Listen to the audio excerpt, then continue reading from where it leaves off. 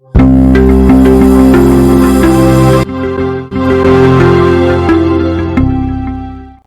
Friends, welcome to my channel Xtech study. दोस्तों, आज के इस वीडियो में हम लोग बात करने वाले हैं ऑप्टिकल फाइबर के बारे में। ऑप्टिकल फाइबर एक्चुअली कम्युनिकेशन करने का एक मीडियम है। तो सबसे पहले हम लोग जान लेते हैं कि कम्युनिकेशन क्या होती है।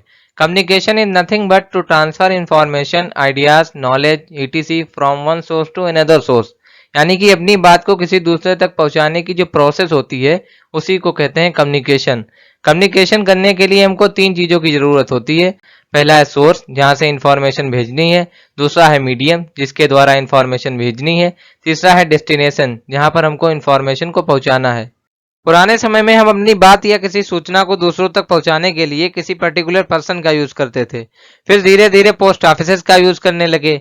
बाय पोस्ट हम अपनी इंफॉर्मेशन को दूसरों तक पहुंचाने लगे। लेकिन यहाँ पर दिक्कत ये थी कि हमारी यहाँ पर प्राइवेसी सिक्योर नहीं थी और टाइम भी ज़्यादा लगता था। फिर उसके बाद टेलीफोन वगैरह आए। अब हम कम्युनिकेशन करने के लिए टेलीफोन का यूज करने लगे। लेकिन यहाँ पर दिक्कत ये हुई कि इसमें हम लोग कॉपर की केबल का यूज करते थे, जिससे इसकी लेंथ बढ़ाने पर रेजिस्टेंस भी बढ़ता था, जिससे लॉसेस भी बढ़ती थी। इस समस्या को दूर करने के लिए 1970 के दशक में ऑप्टिकल फाइबर बनाया गया। प्रेजेंट टाइम में आप जो इंटरनेट यूज कर रहे हैं वो सारा का सारा इंटरनेट ऑप्टिकल फाइबर के जरिए चलता है। ऑप्टिकल फाइबर के जरिए डेटा को लाइट के फॉर्म में हजारों किलोमीटर दूरी तक भेजा जा सकता है।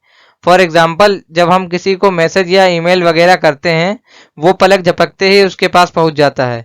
ऐसा इसलिए होता है क्योंकि वो डेटा लाइट के फॉर्म में कन्वर्ट होकर ऑप्टिकल फाइबर के जरिए चलता है। और हम जानते भी हैं कि लाइट की स्पीड सबसे ज़्यादा होती है। चलिए जान लेते हैं ऑप्टिकल फाइबर क्या होता है। ऑप्टिकल फाइबर एक ऐसा रेशा होता है जिसके द्वारा हम सूचना को एक स्थान से दूसरे स्थान तक बिना किसी डेटा लॉस के भेज सकते हैं। ऑप्टिकल फाइबर में इंफॉर्मेशन लाइट के फॉर्म में ट्रेवल करती है।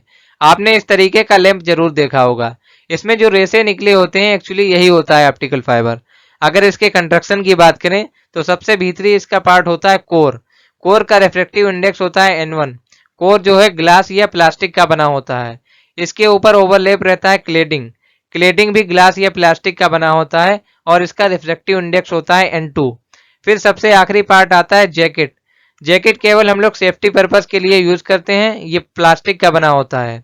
और एक बात ध्यान रखनी चाहिए कि कोर का जो रिफ्लेक्टिव इंडेक्स होता है वो क्लेडिंग के रिफ्लेक्टिव इंडेक्स से बड़ा होता है। ऑप्टिकल फाइबर की वर्किंग समझने से पहले हमको जानना होगा refraction of light. Refraction of light क्या है? जब कोई भी प्रकाश की किरण एक माध्यम से दूसरे माध्यम में जाती है तो वो अपने एक्चुअल पाथ से डाइवर्ट हो जाती है। ऐसा इसलिए होता है क्योंकि हर एक मीडियम में लाइट की स्पीड अलग होती है। इस घटना को ही कहते हैं प्रकाश का परावर्तन। फॉर एग्जाम्पल, हमने यहाँ पर दो मीडियम लिए हुए हैं। पहला माध्यम है विरल माध्यम, जिसका अपवर्तनांक है N1। दूसरा डेंसर मीडियम है यानी कि सघन माध्यम, जिसका अपवर्तनांक है N2। जब कोई भी लाइट रे रेयर मीडियम से डेंसर मीडियम में जाती है तो वो अपने विलंब की ओर झुक जाती है। दूसरे कंडीशन में देखते हैं कि जब भी कोई लाइट डेंसर मीडियम से रेयर मीडियम में जाती है तो वो अपने विलंब से दूर हट जाती है। ऑप्टिकल फाइबर की वर्किंग में सबसे बड़ा रोल है पूर्णांतरिक परावर्तन का। तो टोटल इंटरनल रिफ्लेक्शन क्या होता है, इसको हम तीन केस में समझेंगे। फर्स्ट केस में हमारे पास दो मीडियम है। पहला मीडियम है डेंसर मीडियम, जिसका अपवर्तनांक है N1। दूसरा मीडियम है रेयर मीडियम, जिसका अपवर्तनांक है N2। अब एक लाइट रे आपतन कोण I बनाते हुए डेंसर मीडियम से रेयर मीडियम में एंटर करती है और अपवर्तन कोण R बनाते हुए अभिलंब से दूर हट जाती है और इसका थोड़ा सा पार्ट रिफ्लेक्ट भी हो जाता है। दूसरी केस में देखते हैं कि जैसे जैसे इस I का मान बढ़ाते जाते हैं वैसे वैसे अपवर्तन कोण R का मान भी बढ़ता चला जाता है और एक ऐसी कंडीशन आती है कि ये वाली लाइट रे इसके ऊपर ओवरलैप हो जाती है और अपवर्तन कोण का मान 90 डिग्री हो जाता है। जिस आपतन कोण पर ये अपवर्तन कोण 90 डिग्री का होता है उसको कहते हैं क्रिटिकल एंगल, जिसे IC से डिनोट किया जाता है। तीसरी केस में देखते हैं कि जैसे ही हम इस आपतन कोण का मान क्रांतिक कोण से बड़ा कर देते हैं तो लाइट दूसरे मीडियम में ना जाकर उसी मीडियम में पूरी की पूरी लाइट उसी एंगल पर रिफ्लेक्ट हो जाती है। इसी को कहते हैं पूर्ण आंतरिक परावर्तन। अगर इसमें स्नेल लॉ लगाकर देखें तो आएगा N2/N1 बराबर साइन IC। IC है क्रांतिक कोण। Conditions for total internal reflection. दो कंडीशन होती हैं टोटल इंटरनल रिफ्लेक्शन के लिए। पहली कंडीशन है कि light ray must travel denser medium to rare medium, यानी कि लाइट डेंसर मीडियम से रेयर मीडियम में जाना चाहिए। दूसरी कंडीशन है angle of incidence must be greater than critical angle, जो आपतन कोण हो वो क्रांतिक कोण से बड़ा होना चाहिए। ऑप्टिकल फाइबर का सिद्धांत। ऑप्टिकल फाइबर का सिद्धांत है पूर्ण आंतरिक परावर्तन, जो अभी हम डिस्कस कर चुके हैं। अगर कोई लाइट बीम एक पतले ग्लास के रेशे में एक सिरे पर इंसिडेंट होती है, तब पूर्ण आंतरिक परावर्तन के कारण लाइट बीम बाहर नहीं निकल पाती, अंदर ही रहती है। इस प्रोसेस को कहते हैं फाइबर ऑप्टिक्स।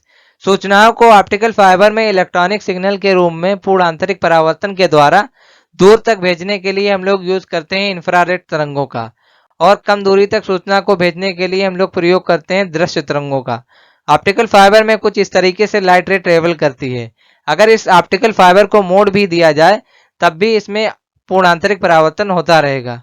अब हम बात करेंगे ऑप्टिकल फाइबर की वर्किंग के बारे में, किस तरीके से इसमें इंफॉर्मेशन लाइट के फॉर्म में ट्रेवल करती है वो हम देखेंगे। तो ये रहा ऑप्टिकल फाइबर, इसमें बीच में कोर है और इसके ऊपर ओवरलैप रहती है क्लेडिंग। इसमें core as a rare medium work करती है और cladding as a denser medium work करती है, क्योंकि कोर का रिफ्लेक्टिव इंडेक्स क्लेडिंग के रिफ्लेक्टिव इंडेक्स से बड़ा होता है। सबसे पहले इसमें क्या होता है, किसी भी डेटा को लाइट के फॉर्म में एक ट्रांसड्यूसर के द्वारा कन्वर्ट कर लिया जाता है। अब मान लीजिए एक लाइट रे एयर मीडियम से जिसका रिफ्लेक्टिव इंडेक्स n नॉट है, कोर एक्सिस पर थीटा नॉट एंगल पर इंसिडेंट होती है। ये लाइट रे विरल माध्यम से सघन माध्यम यानी कि कोर में जाने की कोशिश कर रही है। कोर जो है एयर के कंपैरिजन में डेंसर मीडियम है। अब होगा क्या, जब ये लाइट रे विरल माध्यम से सघन माध्यम में आई तो ये अभिलंब की ओर झुकते हुए कोर क्लेडिंग इंटरफेस पर अभिलंब से फाई कोण बनाते हुए आपतित होगी। ये फाई कोण क्रांतिक कोण से बड़ा होता है। अभी जब हमने पूर्ण आंतरिक परावर्तन पढ़ा था तो उसमें देखा था कि जब आपतन कोण क्रांतिक कोण से बड़ा होता है तो लाइट रे उसी मीडियम में उसी एंगल पर वापस हो जाती है। तो ये लाइट रे भी उसी एंगल पर उसी मीडियम में वापस हो जाएगी और कोर क्लेडिंग इंटरफेस पर फिर से टकराएगी। ये लाइट रे जो है कोर से क्लेडिंग में जाने की कोशिश करती है, लेकिन जा नहीं पाती, क्योंकि यहाँ पर भी ये लाइट रे क्रांतिक कोण से बड़े एंगल पर टकराती है, तो उसी तरीके से फिर से उसी मीडियम में वापस हो जाएगी। इसी तरीके से ये आगे प्रोपोगेट करती रहेगी।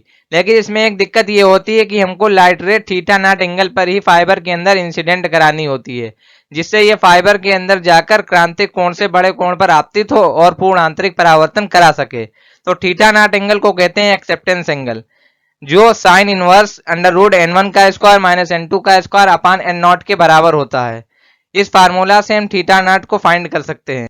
अगर हम इस थीटा नॉट से बड़े एंगल पर कोई लाइट रे डालें तो वो रिफ्रेक्ट होकर क्लेडिंग में चली जाती है, क्योंकि वो यहाँ पर अंदर क्रांतिक कोण से बड़ा कोण नहीं बना पाती है। अब अगर इस थीटा नॉट एंगल को कोर के एक्सिस के अलोंग घुमा दें तो एक कोण बन जाएगी, जिसको कहते हैं एक्सेप्टेंस कोण। अब एक्सेप्टेंस कोण के जो शीर्ष का एंगल होता है उसको कहते हैं एक्सेप्टेंस कोण एंगल, जो कि एक्सेप्टेंस एंगल का 2 गुना होता है। Numerical aperture. न्यूमेरिकल अपर्चर एक इंपॉर्टेंट ऑप्टिकल फाइबर पैरामीटर है जो फाइबर के लाइट कलेक्टिंग एबिलिटी को दर्शाता है। आई होप आपको ये वीडियो अच्छा लगा होगा। Thanks for watching this video.